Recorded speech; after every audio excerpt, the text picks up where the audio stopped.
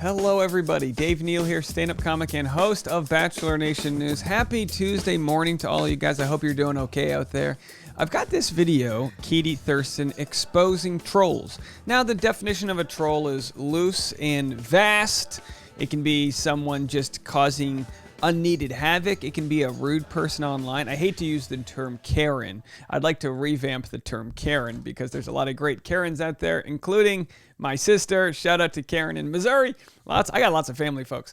But either way, Katie clapped back. And, you know, some people don't like, oh, by the way, new shout out to subscriber Megan Haynes. Look at that. I've got a little alert there. If you subscribe while I'm making a video, it'll pop up. Now, I've got people on different ends of the spectrum of what they think celebrities or influencers or names should do with regards to trolls. My personal belief is any comment directed at you should and can be used to parlay that energy into something more positive. And Katie does just that. Now, I'm going to give you guys another example of parlaying negative comments in a positive direction and how it's not always a defensive maneuver. It can be very strategic. And I think Katie has shown us that she's going to use her platform for, I believe, progressive good. Now, you might say, well, she did 12 Days of Mess, she did this, or she accused Greg, or she did this to Thomas, all these different things that happen. Look, no one's perfect, right?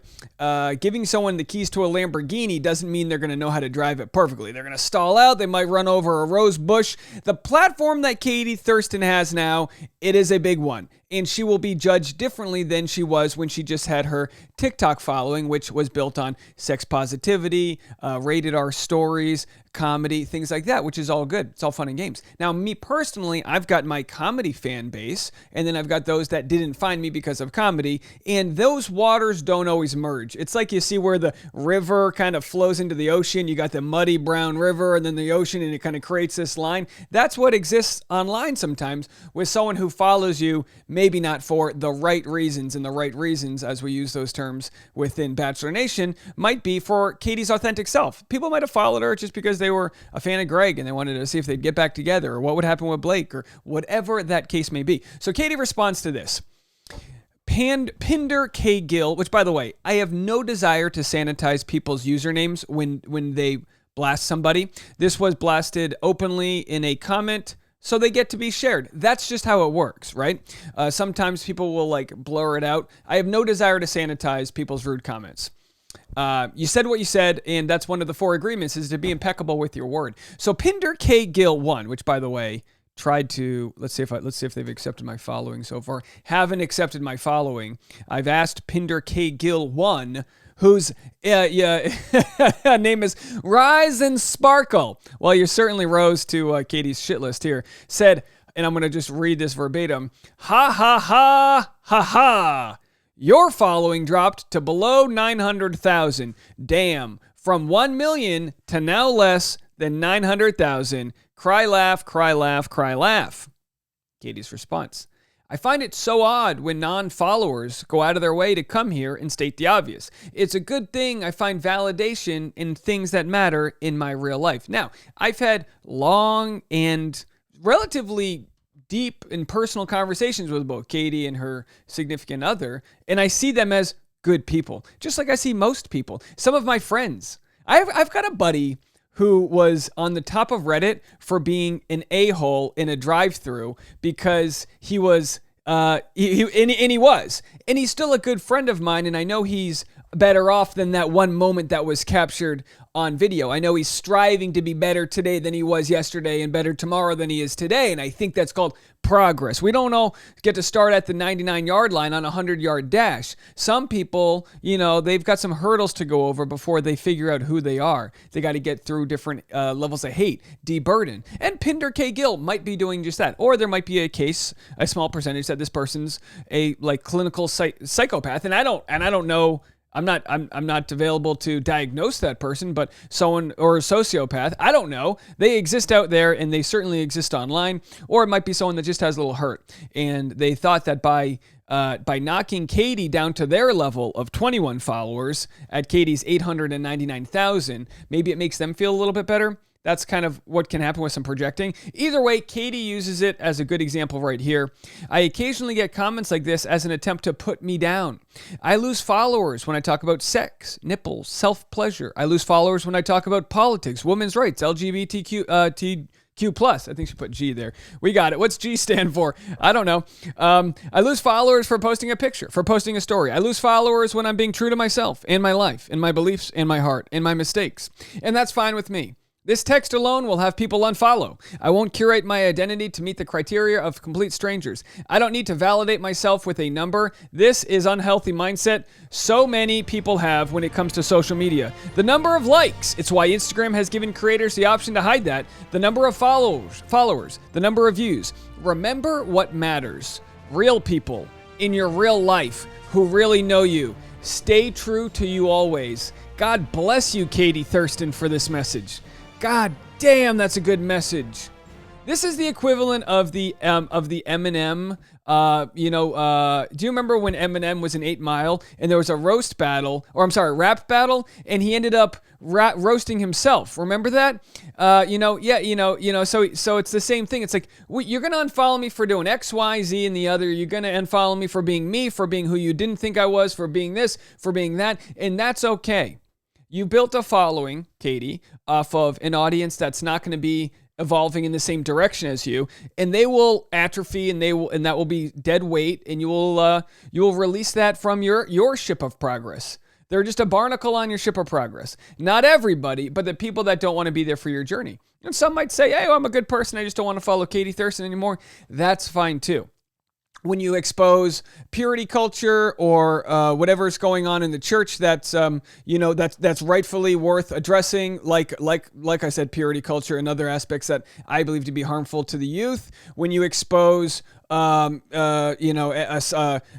books in schools or whatever it might be, people are going to see that as an attack on themselves, and they're going to unfollow. And that's okay. And what's really important too is not hitting that pivotal 1 million subscriber mark, but having a loyal fan base.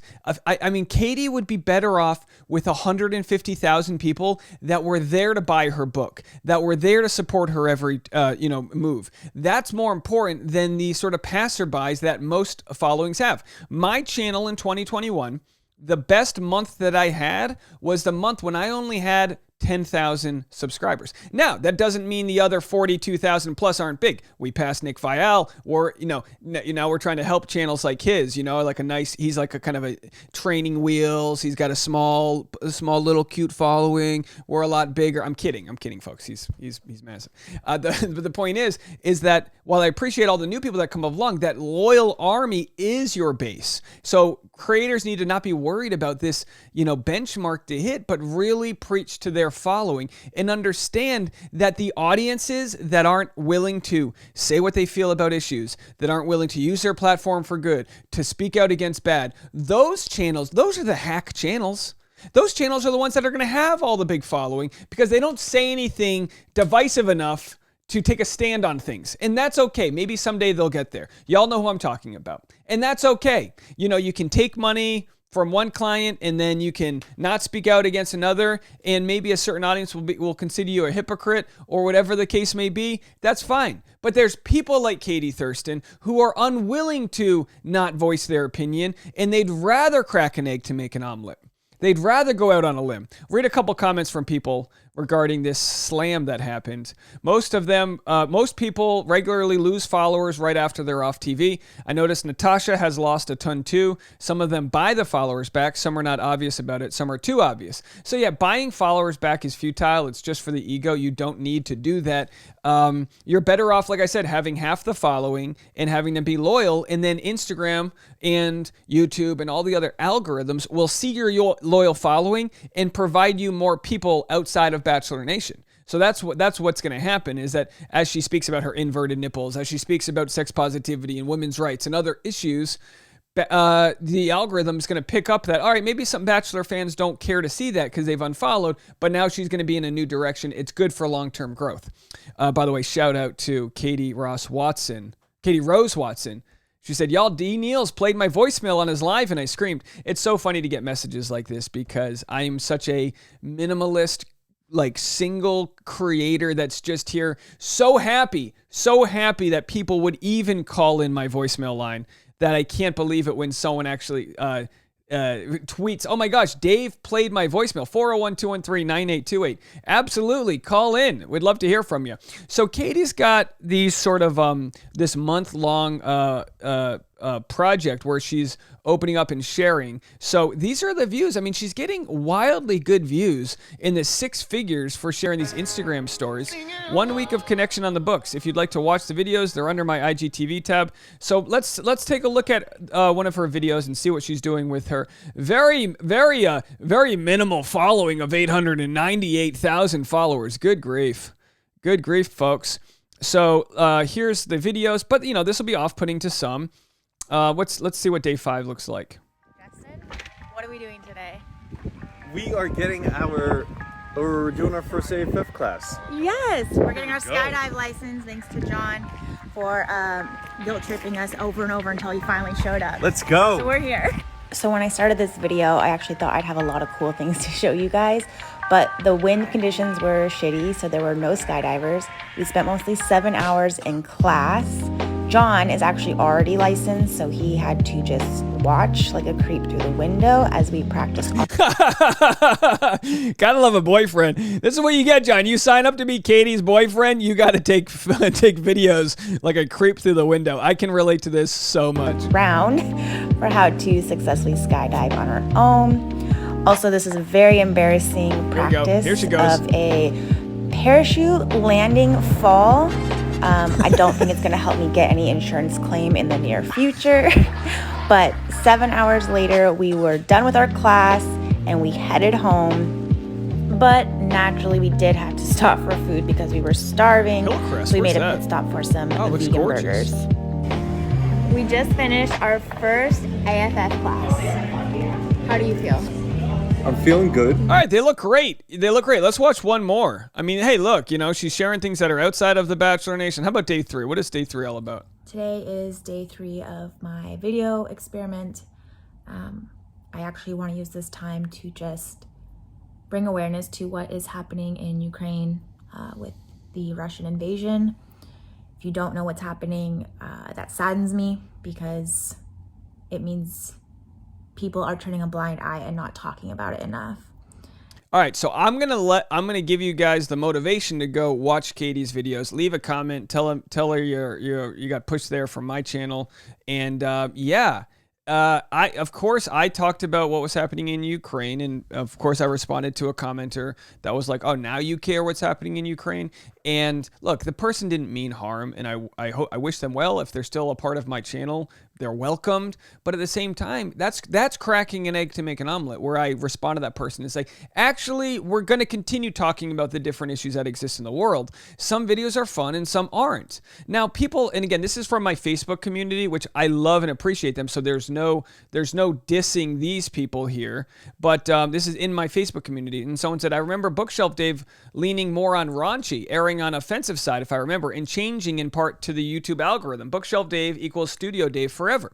Now, that's the idea that someone has said, oh, you used to be better when you were Bookshelf Dave. Bookshelf Dave was like a 1 month period when I didn't have a desk, so I had to do all my stuff on the bookshelf.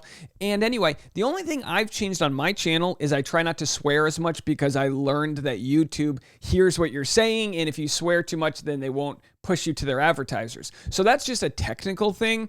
And then Sophia said, our good friend from Montreal, I think it's because Bookshelf Dave was more jokes, fun, and laughs. Some people want to break from politics in that. I get where she was coming from. Maybe a bit rude on the approach. Listen. And again, not referring to her as rude, but this original commenter, beyond rude. It was entitled. And I'm not even upset when I fry somebody like that, when I roast somebody like that, when I share that. That's not necessarily me being sensitive. That's me using someone's comment, which speaks for a lot of people, and saying, wake the F up. Wake the F up. There is more to the world than just jokes. And it doesn't mean I don't share the jokes. So when people talked about Bookshelf Dave having more jokes, I go, Bookshelf Dave made one video a week. I'm making 5 videos a day. Some of them might get heated. There's a lot going on. I said, I don't think my channel has any less laughs or fun or jokes. I don't think that's it at all. Some videos are more fun topics, but I make about 5 times the content now as I did when I did bookshelf content. I don't argue that I'm sensitive, but there's a method to my madness. I didn't respond to the comment because it was a big itch and I felt like I needed to slam her. I responded because I wanted to discuss Ukraine, and I don't like being told what to do. And those types of responses are entertaining for people. I respond to about 1% of shitty comments, usually when it's someone being extra entitled. That commenter wasn't just rude. She was dismissive. She was a lot of things. So I'm going to end this video just by sharing a video called the 1 minute standing applause in the European Parliament when President Zelensky joined over video link. Now, you can follow Katie for information on Ukraine. I think most people know where it's at. And if people that really do want to come to Bachelor as escapism, that's fine. That's just not going to exist on my channel. I'm not going to post a spoiler on every video saying, here's an escapism video where it's just Bachelor, or here's an irreverent comedy. I don't know what it's going to be. I don't take many notes. I speak from my heart, and I try to be as authentic as possible, and I try to talk to you guys through a lens that's sitting in my desk next to my smelly dog. And you know what I mean? So like, it's not always a place where I'm able to communicate as effectively as I want, but my method is to reach you guys, whether it be through humor and fun stuff or spiritual or motivational or whatever, sometimes raising my voice like a mad lunatic, okay? That's the method, folks. That's one of the techniques and tools that we use to communicate what our message is. I'm going to end this video. I haven't watched it yet. I'm going to play this 30-second clip, and then I'm going to do a hard out with no other music because I want this clip to speak for itself. If you're not familiar, President Zelensky is fighting for his life in Ukraine as his country is being surrounded by an invading Russia. He's had it so that all adult men, whether they were in the military or not, are picking up weapons to defend their country and homeland. And he's still alive, and he's still ticking after a week of this unnecessary war that's going to be something that affects all of us in one way or another. So here is a standing ovation given to him as he joins from the battlefields via video link. Let's just have a watch, and then I'll see you guys later for the next video.